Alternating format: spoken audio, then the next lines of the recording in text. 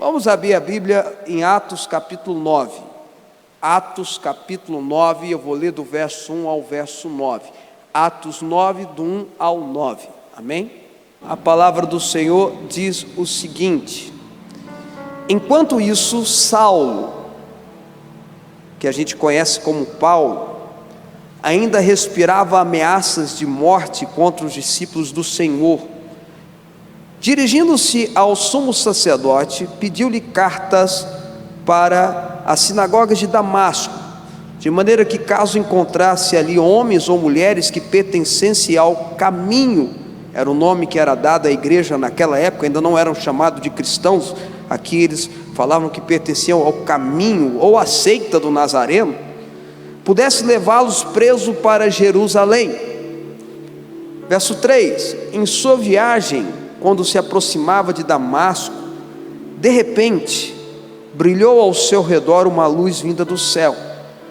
Ele caiu por terra e ouviu uma voz que lhe dizia: Saulo, Saulo, por que você me persegue? Saulo perguntou: quem és tu, Senhor? Ele respondeu: eu sou Jesus, a quem você persegue. Levanta-te, entre na cidade, alguém lhe dirá o que você deve fazer. Os homens que viajavam com Saulo pararam emudecidos, ouvindo a voz, mas eles não viam ninguém. Saulo levantou-se do chão e, abrindo os olhos, não conseguia ver nada, estava cego. E os homens levaram pela mão até Damasco. Por 3 dias ele esteve cego, não comeu e nem bebeu. Eu vou parar por aqui. Diga comigo assim: glória a Deus pela palavra de Deus. Mais uma vez, fala: glória a Deus pela palavra de Deus. Esse texto, essa passagem aqui é conhecida como a conversão de Paulo. Saulo, não é que ele se tornou Paulo, não é que ele mudou o nome Paulo, é que Saulo é no aramaico antigo e Paulo é no grego. Então ele assinava das duas formas, a gente aprende, a gente chama ele de apóstolo Paulo, mais conhecido por nós. Aqui é a conversão de Paulo, no momento em que Jesus encontra com ele. Paulo não era um qualquer. Em Filipenses capítulo 3 ele faz uma definição sobre ele era um fariseu, membro do sinédrio, benjamita, hebreus, ele usa essa expressão lá em Filipenses, hebreus dos hebreus, zeloso pela lei, zeloso pelas diretrizes que existiam naquela época, membro do sinédrio, conservador ao extremo, naquilo que se baseava na lei mosaica, ao ponto de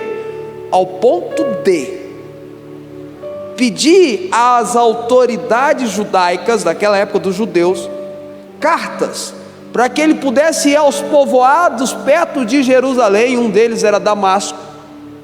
Essa Damasco aqui era um povoado perto de Jerusalém, e prendessem cristãos, homens e mulheres que estavam servindo a Jesus, e os levasse para Jerusalém. Por quê? Se você ler um pouquinho antes, você vai ver que quando teve a perseguição, os cristãos começaram a se espalhar. E Saulo na época falou: eu vou atrás desses cristãos, vou trazê-los aqui para eles serem julgados. E Saulo fazia isso porque ele acreditava que ele estava servindo a Deus fazendo isso. Ele acreditava que ele estava correto, a sua ideologia política era essa, a sua ideologia religiosa era essa. Ele tinha que perseguir quem era seguidor do caminho. E aí ele monta num cavalo, junto uma turma que topa fazer a mesma coisa que ele. Paulo sempre foi líder, e vai na direção de Damasco. E na direção de Damasco acontece algo, acontece um de repente de Deus. Como é bom e como maravilhoso é os de repentes de Deus. Quão maravilhosos são os momentos em que Deus escolhe para entrar na nossa vida e mudar a nossa vida radicalmente. Aqui nós estamos falando de um extremista religioso, extremamente intelectual, extremamente estudado, inteligente. Paulo se formou aos pés de Gamaliel. Era como se a gente falasse hoje, se formou em Harvard. Os estudiosos dizem que Paulo falava 5 línguas, extremamente preparado, intelectual. E Jesus pega ele e derruba ele literalmente do cavalo, nesses de repente de Deus. Pessoas que têm a sua vida mudada, transformadas, pessoas que estavam num destino de perdição, um destino de destruição, mesmo que eles não saibam, e de repente Jesus entra, de repente Jesus acontece, vai lá e muda a direção da vida deles. Isso aconteceu com Paulo. E eu queria estudar com você sobre essas mudanças que os de repente de Deus acontecem e fazem na nossa vida. A mudança radical que houve em Paulo e que pode acontecer e deve acontecer na sua vida, que deve acontecer nos teus propósitos, que deve acontecer naquilo que você tem pedido para Deus, que Deus te dê uma direção. Veja, é lógico que eu estou pegando esse exemplo extremado, mas você pode encaixar para tanta coisa na tua vida. Pessoas que estão vivendo um abismo que chama outro abismo, que chama outro abismo. Pessoas que têm uma vida de prostituição como Raabe teve, e a um inteiro encontro com 2 espias, teve sua vida totalmente transformada. E a Bíblia diz que Raabe deixa de ser uma prostituta cultural e se torna mãe de reis. A bisavó de Davi está na genealogia de Jesus. E quantos outros personagens a gente encontra na Bíblia? Jacó, o enganador, Jacó, o fugitivo do seu irmão, Jacó que enganou os seus pais, o usurpador era o seu nome. Tem um encontro no Val de Jaboque com Cristo Jesus, e a partir daquele momento deixa de ser Jacó e passa a se tornar Israel. Sabe, irmãos, a gente precisa desses poréns, esses entretantos, dessas todavias. A gente precisa dessa intervenção de Jesus para mudar a nossa direção. Vamos estudar um pouquinho então. A Bíblia diz então que Paulo, fariseu, tudo isso que eu falei, montado no cavalo, com as cartas, indo na direção de Damasco para perseguir aqueles que eram seguidores do caminho. De repente, uma luz brilha, uma luz estonteante, uma luz tremenda, poderosa, a luz de Jesus. O apóstolo João, no primeiro capítulo de João, descreve Jesus como a luz do mundo. A luz de Jesus brilha na vida de Paulo. A luz de Jesus encontra com Paulo e ele cai do cavalo. Sabe, irmãos, a primeira coisa que eu quero que você entenda é que nós temos que tomar as decisões na nossa vida é quando tem luz. Se Jesus age na luz, se Jesus age através da luz, se Ele é a luz que Deus diz: haja a luz e houve luz no mundo. Se é a luz de Jesus que colocou o fim no caos que havia no mundo e começa a gerar a criação de Deus, porque João também diz no primeiro capítulo de João que é através de Jesus que Deus cria todas as coisas. Por que você está querendo tomar decisão na sua vida enquanto tem trevas, quando você não está vendo as coisas, quando você não tem claridade ou clareza nas coisas? Não tome decisões, não ande na escuridão, ande na luz. Enquanto a luz brilha diante de você, é aonde você tem que ir, é a luz que dá a direção para você. Não é à toa que o salmista fala: lâmpada para os meus pés, luz para o meu caminho é a tua palavra. Enquanto você não tiver clareza das coisas, você não pode tomar decisão, você precisa agir na luz. A bispa gosta de pregar sobre as moedas, os denários, os talentos perdidos, da mulher que perdeu os talentos, ela tinha 10, perdeu uma moedinha, ela juntou todo aquele dinheiro. É uma história que Jesus conta e ela perde. Então a Bíblia diz, Jesus conta essa história, que ela varre toda a casa atrás, ela limpa toda a casa para achar esse denário perdido, essa moedinha perdida. E uma das coisas que ela faz para achar esse denário perdido é acender a candeia, iluminar, trazer luz. O que encontrou com Paulo foi a luz. Paulo tinha toda a intelectualidade possível de um homem. Paulo era diferente de Pedro, diferente de Tiago e de João, que a Bíblia diz que eram iletrados, não eram tão estudados. Não, Paulo era estudado, era extremamente preparado, e mesmo assim encontrou com a luz de Jesus. Você pode ter a formação acadêmica que você tiver, você pode ser pós-graduado, com doutorado, com mestrado, com o que vier. Se você não tiver um encontro com Jesus, você vai estar na escuridão.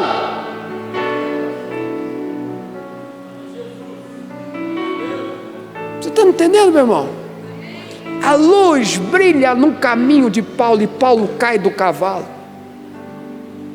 O cavalo era a autoridade de Paulo, o cavalo era o carro de Paulo, o cavalo era a representação de quem ia chegar na cidade de Damasco, naquela vila de Damasco triunfante. O cavalo era aquilo que dava soberba. Paulo ia chegar cavalgando, pronto para prender outros, ele ia chegar todo austero. Paulo era soberbo, Paulo tinha aqui a autoridade do sinédrio na sua mão. Ele não estava chegando como um qualquer, ele ia chegar montado num cavalo. Ele ia chegar com os documentos, com os papéis, ele ia chegar provavelmente com espada armada, e de repente ele cai daquela soberba, ele cai daquele cavalo. Escuta o que eu vou te falar em nome de Jesus. Muitas das vezes, para nos colocar no caminho correto, nós precisamos cair do cavalo, porque o cavalo aqui representa essa soberba, e a soberba jamais vai mostrar o caminho correto para nós. Enquanto você tiver com o seu coração cheio de orgulho, enquanto você tiver com o coração cheio de soberba, você não vai para o caminho correto, porque Deus não trabalha com soberba, Deus não trabalha com orgulho. Ele despreza a soberba, Ele despreza o orgulho. Então Ele trabalha com a pessoa soberba, trazendo humilhação. Sim, você não está entendendo errado não. Com a pessoa orgulhosa, Deus trabalha trazendo humilhação, porque o soberba acha que não precisa de Deus, o orgulhoso acha que não precisa de Deus, e todos nós precisamos de Deus. Mas o humilhado, não é, irmãos? Não é, irmãos? Eu sempre falo aqui, o maior evangelista que existe é o problema. O maior evangelista que existe é o problema. Se eu perguntar aqui quem veio para a igreja aqui por causa de problema, metade ou mais da metade vai levantar a mão. Sabe qual é o maior professor de oração que existe? Problema, irmão. Eu posso dar o melhor curso para você sobre oração, mas o que vai fazer você orar é você passar por problemas, é você passar por dificuldade. Eu posso te ensinar todos os textos bíblicos sobre oração, mas o que vai fazer você fazer campanha de oração é problema. Problemas muitas vezes são bênçãos, porque nos levam aos pés de Cristo Jesus, porque nos levam na direção de Deus, porque nos levam a cair do cavalo. E na soberba Deus não fala com a gente. Quem está entendendo, diga amém. Quando está tudo certo eu tenho a minha teologia. Quando está tudo certo eu falo, olha, minha teologia não encaixa nisso aí não, esse negócio de campanha, não sei da conta, eu não concordo com isso não. Mas quando eu estou com problema eu faço campanha do que vier, meu irmão. Quando está tudo bem na minha vida eu digo, olha, eu não concordo com a pregação desse pastor não sei não, hein, tem um trem errado aí. Mas quando eu estou com problema eu falo, pastor, ora por mim, pelo amor de Deus. Paulo estava todo soberbão em cima do cavalo. Deus falou assim, vou derrubar esse cara do cavalo,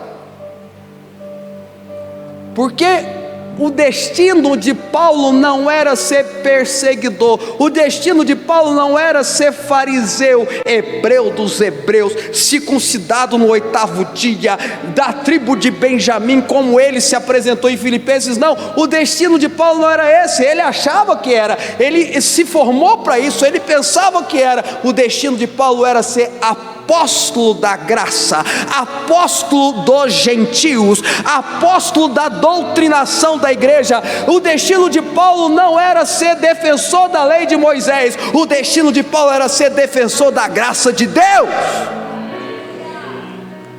Mas a soberba não permitia, então Deus derruba ele do cavalo.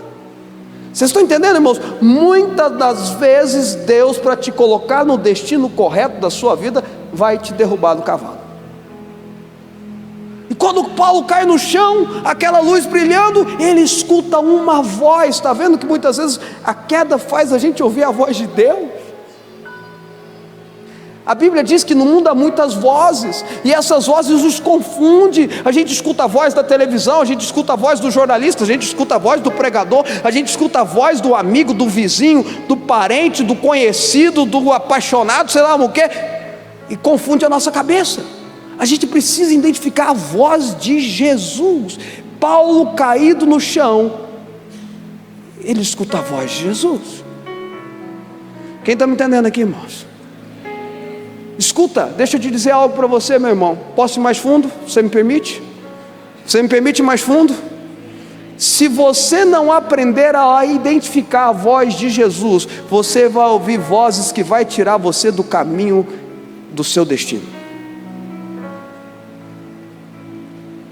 Se você não aprender a identificar a voz do Senhor, porque a Bíblia fala que Deus fala conosco no sussurro. Elias na caverna, a Bíblia diz que veio um terremoto, mas Deus não estava lá. Veio um vento forte, Deus não estava lá. Veio tempestade, Deus não estava lá. E quando vem um sussurro, ele escuta: o que fazes aqui, Elias? E sabe por que Deus fala através de sussurro? Porque Ele quer que você esteja perto dEle para você ouvir Ele falar. Para que o João escute eu falar, se eu falar no sussurro, ele vai ter que chegar perto de mim. Vocês estão entendendo o que eu estou falando, não, irmãos? Então Paulo no chão, ele escuta uma voz: Paulo, ou melhor, Saulo, Saulo, por que você me persegue? Opa, espera aí, tem alguma coisa errada nessa história. Penso que Paulo pensou: quem és tu, Senhor? Eu sou Jesus, a quem tu me persegue. Não, espera aí, eu não estou perseguindo Jesus, eu estou indo atrás daquele povo de Pedro, eu estou indo atrás de Tiago, eu estou indo atrás de um menino chamado João, eu estou indo atrás de um cara chamado Filipe, e eu fiquei sabendo que em Damasco tem um cara chamado Ananias, que eu tenho que ir atrás dele. Eu não estou perseguindo Jesus. Mas tem um detalhe aí nesse texto que a gente tem que perceber. Escuta que eu vou te falar em nome de Jesus. Quando perseguem os discípulos de Jesus, Jesus torna isso pessoal. Não, você não entendeu, vou falar de novo. Quando se persegue discípulo de Jesus, Jesus torna isso algo pessoal. Você não está me perseguindo fisicamente, até porque você não dá conta, mas quando você foi atrás de Ananias e da turma que está lá em Damasco, você está me perseguindo diretamente. Eu torno isso pessoal. Você está me entendendo, Paulo? É por isso que quando Jesus, e João fala isso com muita beleza, quando Jesus está com seus discípulos em Getsemane, que chega a tumba de soldado para prendê-los, a Bíblia diz em João que Jesus pula na frente dos discípulos e diz: quem vocês vieram prender? Eles falam: Jesus. E ele diz: eu sou. E todos caem no chão. Depois ele repete: E aí ele deixa prendê-lo. Por quê? Porque Jesus pulou literalmente na frente dos seus discípulos. Então, meu irmão, vou te dar duas palavras de Deus sobre esse versículo aqui que eu li. A primeira palavra de Deus é: saiba que se você for um verdadeiro discípulo de Jesus, aquele que vier contra você, que te perseguir, não estará indo apenas contra você, não estará indo perseguir você, e sim Cristo Jesus que está em você. Vocês estão entendendo? Não é à toa que a Bíblia ensina que a Deus pertence a vingança. É muito claro, você não precisa se preocupar com vingança, você não precisa se preocupar com retribuição. Se você é um discípulo de Jesus, é pessoal. Mas vou te dar uma segunda palavra sobre esse versículo. Está preparado? Posso ir? Cuidado com as pessoas que muitas vezes você quer perseguir. Cuidado com as pessoas que às vezes você quer falar mal delas. Cuidado com as pessoas que muitas vezes você quer bater de frente, porque ela pode ser um discípulo de Jesus, e se ela for um discípulo de Jesus, é pessoal. Engraçado, na outra todo mundo falou glória a Deus, aleluia, tomou posse.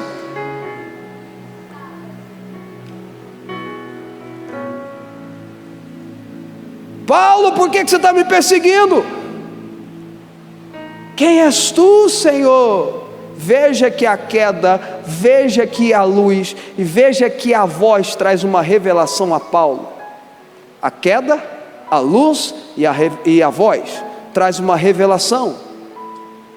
Não era qualquer um, não era algo místico, não era um anjo, não era um pastor, não era um sacerdote, era o Senhor. Quem és tu, Senhor? Quem és tu, Senhor? E aí Jesus fala para ele: agora levanta, vão te levar. Veja no texto, você vai ver. Vão te levar para a cidade, vão te conduzir para a cidade, e vão te levar para uma casa. Na NVI fala que é a casa de Judas. E lá vão te dizer o que você vai fazer. E a Bíblia diz que Paulo fica cego.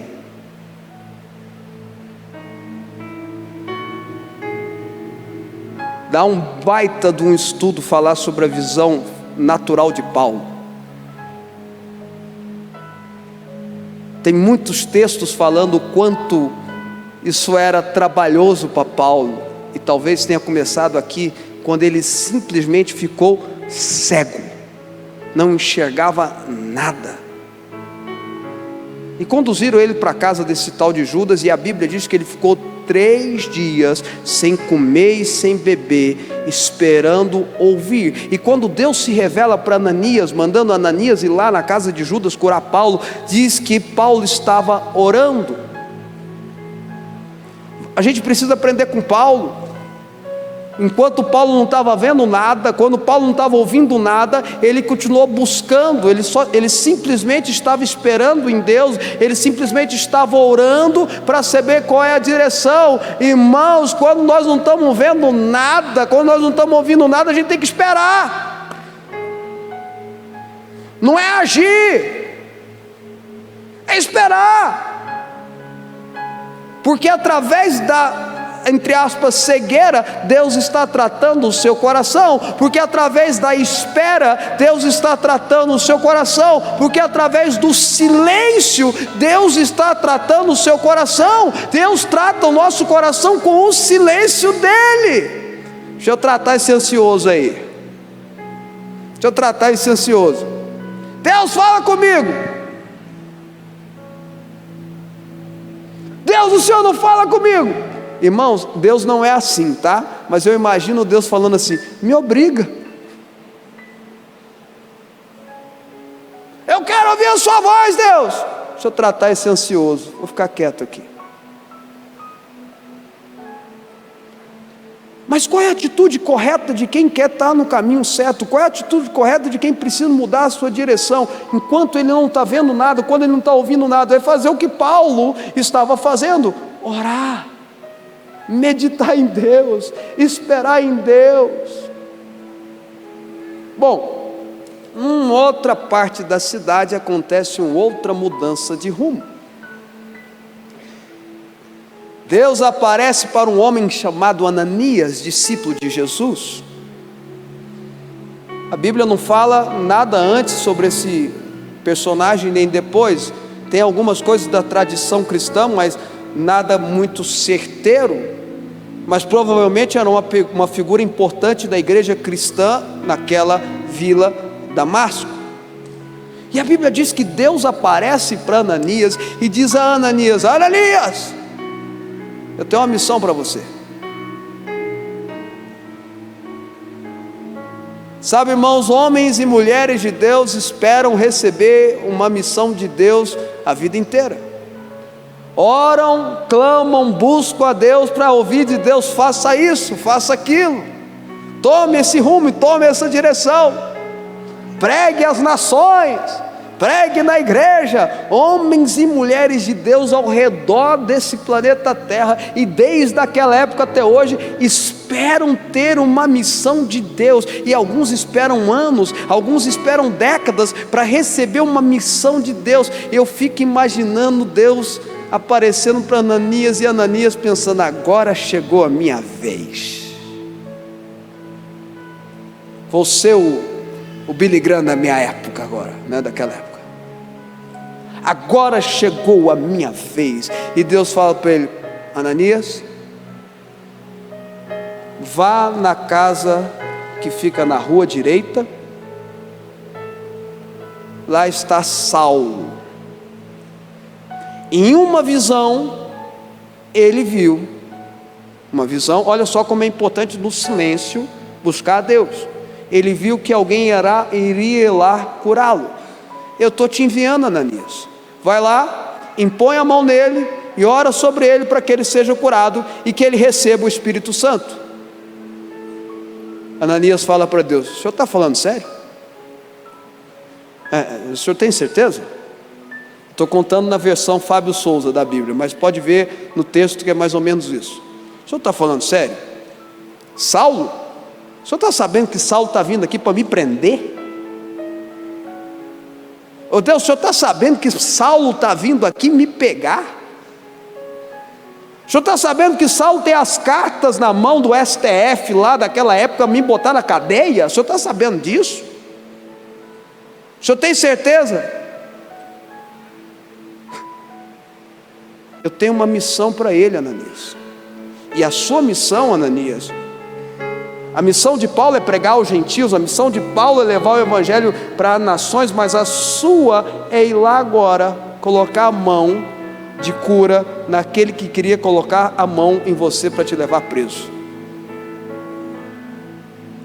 Por que eu estou falando isso? Porque muitas das vezes, olha o rumo da vida de Ananias, olha como mudou a vida de Ananias. Ananias talvez estava esperando uma missão extraordinária, e aí ele estava provavelmente escondendo de Paulo, porque ele ficou sabendo que Saulo estava indo lá pegar ele, e Deus fala assim: olha, aquele que ia botar a mão sobre você para te levar para a cadeia, eu estou te enviando para você colocar a mão sobre ele, para que ele seja curado e receba o Espírito Santo. Olha a direção, olha o rumo que se tomou. E Ananias obedece, sem entender. Irmãos, o medo não saiu do coração de Ananias, não. O temor de ser preso não saiu do coração de Ananias, não. Ananias foi obedecendo mesmo com medo, mesmo preocupado. Vocês estão entendendo o que eu estou falando? A palavra de Deus para você é: obedeça a Deus mesmo preocupado, obedeça a Deus mesmo com medo, obedeça a Deus mesmo que você não se sinta preparado, capacitado. Simplesmente obedeça a Deus. E tem coisas que Deus não vai falar com você, porque Ele já falou. Se Deus já mandou você perdoar, obedeça. Deus já mandou você honrar seus pais, obedeça. Deus já mandou você, vocês estão entendendo o que eu estou falando ou não? Deus já mandou você pregar o evangelho a toda criatura, simplesmente obedeça. Eu estou esperando Deus me enviar o ID. Ele já falou. Eu estou esperando Deus falar comigo que eu tenho que perdoar minha irmã. Ele já falou, obedeça. Ananias obedece. Então Ananias vai na casa que fica na rua direita, vai na casa de Judas, chega lá, e acontece algo tremendo. Já estou terminando. Há uma cura, há um milagre extraordinário, acontece ali. Sabe, irmãos, eu já vi coxos, eu já vi paralítico levantar da cadeira de roda e andar na minha frente. Então quando alguém fala que Jesus não cura hoje, eu falo para ele, é mentira, porque eu já vi cego voltar a enxergar na minha frente. Eu, Fábio, eu já vi, ninguém me tira isso, eu já vi curas milagrosas acontecerem, eu já vi coisas extraordinárias acontecerem, que só o sobrenatural para explicar, ninguém me tira isso, eu já vi. Mas os maiores milagres que eu já vi, que ganham de qualquer cura física, é a transformação de vidas. É gente que não valia absolutamente nada se tornar um grande homem ou uma grande mulher de Deus. É gente que era destinado ao inferno, e quando eu falo inferno, não só aquele que vem depois da morte, mas a vida ser o inferno, ser encontrado pela graça e ter uma transformação tão radical, que se torna pai de filhos, que se torna pastor, que se torna um bom marido. É pessoas que não valiam nada se tornando bons cristãos. Acontece um milagre extraordinário. Ananias entra na casa e diz: irmão Paulo, irmão Saulo, irmão, você veio me matar, mas você é meu irmão. Você veio destruir a minha vida, mas você é meu irmão, porque a graça de Cristo Jesus pega os nossos pecados e joga no mar do esquecimento, joga no passado, e aquele passado que pode ser esquecido, Deus esquece dos erros, Deus esquece os nossos pecados. A graça encontra ali Ananias, que pode, pela cura que há no coração dele, dizer àquele que veio matá-lo, dizer a ele: meu irmão. E Paulo, que estava ali para persegui-lo, para destruí-lo, pôde receber dele a oração. E Ananias vai lá e ora, e a Bíblia diz que as escamas caem dos olhos de Saulo, e ele começa a enxergar. Quando a gente obedece a Deus, as escamas caem dos nossos olhos e a gente começa a enxergar. A obediência leva as escamas caírem dos nossos olhos e a gente começa a enxergar. A obediência de Ananias levou Saulo a enxergar. A obediência de Ananias levou Saulo a se tornar o apóstolo que doutrinou a igreja cristã. E ele recebe o Espírito Santo, e ele é batizado nas águas, e o resto da história você conhece. Tudo porque uma luz brilhou no caminho. Tudo porque ele caiu do cavalo. Tudo porque ao cair do cavalo, ao a luz brilhar, ele ouviu a doce, misericordiosa, majestosa, gloriosa, poderosa, justa voz de Jesus.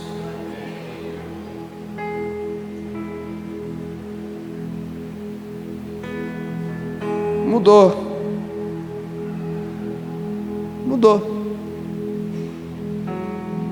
a direção da vida dele. Deus tem falado muito comigo sobre propósitos, muito mesmo. Onde eu vou, eu tenho orado sobre propósito. Porque escuta, meu irmão, você só vai ser feliz na vida se você estiver no propósito de Deus para a sua vida. Você pode ter o dinheiro que for, você pode ter a empresa que for, você pode ter o nome estampado no prédio que for, você pode ter as causas judiciais que for, você pode ter o cargo que for, você pode ter o carro do ano que for. Se você estiver fora do propósito de Deus, você vai ser um homem infeliz. Você pode casar com a pessoa que você deseja, você pode ter quantos filhos você quiser, você pode ter o corpo bonito que for, você pode ter os cursos que forem. Se você estiver fora do propósito de Deus, você vai ser uma pessoa infeliz, porque apenas o ser completo te faz completo. Apenas o ser completo consegue completar o coração incompleto. O propósito para a vida de Deus para Paulo não era ser fariseu, hebreu dos hebreus, não era entrar orgulhoso montado. Ele entra em Damasco montado num cavalo e sai de Damasco escondido num cesto. Uau! Deus mudou o destino dele. Não é à toa que em Filipenses, quando ele fala isso, hebreu dos hebreus, circuncidado no 8º dia, faz esse currículo dele, ele fala: aquilo que eu achava que para mim era lucro, considerei perda por amor a Cristo Jesus. Deus quer colocar você no destino correto. Deus quer colocar você no propósito dele correto. Permita que ele trabalhe com você, trabalhe no seu coração, trabalhe na sua alma, trabalhe no seu espírito. Muitas das vezes você vai ter que cair do cavalo, é verdade. Muitas das vezes você vai ter que esperar a luz brilhar. Permita que Deus envie Ananias na sua vida. Imagina se Saulo tivesse falado assim: tira esse cara daqui, eu estou esperando Deus falar comigo. Permita que Deus use Ananias na sua vida. Vocês estão me ouvindo? Deus está falando com alguém aqui agora. Permita que Deus use Ananias na sua vida. Irmão, Deus quer colocar você no rumo certo, no destino certo. Permita. Sobre 1 minuto e eu termino. Tem uma história popular muito interessante, que eu acho que encaixa perfeitamente em muitas das nossas pregações. Um crente estava na sua casa quando ouviu no jornal que ia ter uma inundação, e ele disse: o Senhor vai me livrar. Veio a chuva, veio a inundação, ele sobe no telhado e diz: o Senhor vai me livrar. Quando ele está dizendo, passa o vizinho dele numa canoa: entra, vizinho. Não, o Senhor vai me livrar. Ele vai embora. De repente vem um policial no jet ski: entra aí. Não, o Senhor vai me livrar. Por fim, vê os bombeiros no helicóptero. Irmãos, aqueles helicópteros bonitos. Solta a escada. Sobe! Não! O Senhor vai me livrar. A inundação sobe, ele morre afogado. Chega no céu, crente. Deus! Meu Deus! Por que o Senhor não me livrou? Eu creio que o Senhor ia me livrar. Deus falou: meu filho, eu mandei até helicóptero para você, meu filho. Até helicóptero. Eu mandei jet ski, mandei canoa, mandei o anúncio da televisão, até helicóptero. Permita que Ananias ore, vá na tua casa, te ajude, converse com você, porque o Ananias pode ser o irmão da canoa, pode ser o irmão do jet ski, pode ser até o helicóptero de Deus, querendo orar para que os seus olhos se abram. Amém?